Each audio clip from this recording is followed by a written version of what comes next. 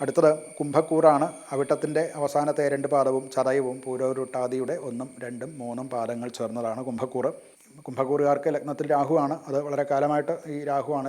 അത് പതുക്കെ മാറുള്ളൂ. അതിൻ്റെ ഒരു സ്ഥിരമായിട്ടുള്ള ഫലം അവർക്ക് ഉണ്ട്. മറ്റ് ചെയ്തുകൊണ്ടിരുന്നതായിട്ടുള്ള ആശയങ്ങളിലേക്കോ അല്ലെങ്കിൽ അതിൽ വേറെ വ്യത്യസ്തമായിട്ടുള്ളൊരു സമീപനം എടുത്തേക്കാം, അതായിരിക്കും കുറച്ചുകൂടെ നന്നാവുക എന്നൊക്കെ ചിന്തിക്കാൻ തുടങ്ങുന്ന ഒരു സമയമാണ്. പുതിയ പദ്ധതികൾ ആലോചിക്കും, അത് അവതരിപ്പിക്കാൻ സാധിക്കും.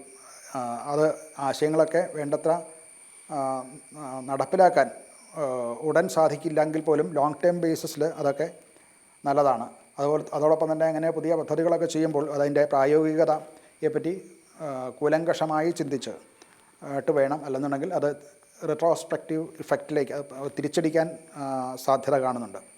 6-ാം ഭാവത്തിലാണ് ഗുരു, ബുധൻ, ശുക്രൻ. അത് ശത്രുജയത്തിന് നല്ലതാണ്. അതുപോലെ മത്സര പരീക്ഷകളിലും മറ്റുമൊക്കെ ജയിക്കാനും ഒക്കെ നല്ലതാണ്. നിയമ സംബന്ധമായിട്ടുള്ള കാര്യങ്ങളിലും ഒക്കെ ഏർപ്പെട്ടവരെ സംബന്ധിച്ചിടത്തോളം അതിൻ്റെ ഒരു വിജയം ഉണ്ടാകാനും സാധ്യത കാണുന്നുണ്ട്. വരുമാനത്തിൻ്റെ കാര്യത്തിൽ മറ്റ് ചേഞ്ചസ് ഒന്നുമില്ല. സ്ഥിരമായിട്ടുള്ള വരുമാനം കിട്ടിക്കൊണ്ടിരിക്കും. നിയന്ത്രിതമായിട്ട് കടങ്ങൾ കുറയ്ക്കാനും സാധിക്കുന്നതാണ്. ആരോഗ്യപരമായിട്ട്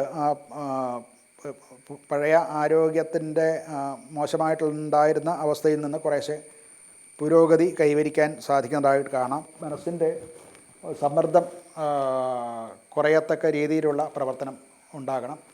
കൃത്യനിഷ്ഠയോടുകൂടിയുള്ള പ്രവർത്തനത്തിൽ കൂടെ മാത്രമാണ് അത് ഈ സമ്മർദ്ദം കുറയ്ക്കാൻ സാധിക്കുക. അല്ലെങ്കിൽ ജോലിയിലുണ്ടാകുന്ന പിരിമുറുക്കം കൊണ്ട് നമ്മുടെ ആരോഗ്യം മോശമാകാനുള്ള സാധ്യത കാണുന്നുണ്ട്.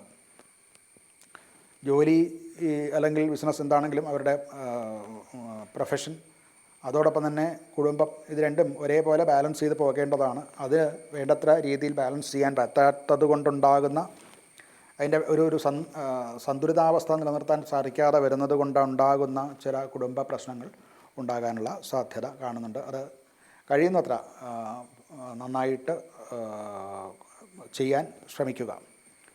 ദുർഗയ്ക്ക് പൂജ നടത്തുക, അഥവാ ദുർഗാദേവി ക്ഷേത്ര ദർശനം നടത്തുക, ഇതൊക്കെയും ഈ കാലഘട്ടത്തിൽ ചെയ്യാവുന്ന വഴിപാടുകളാണ്.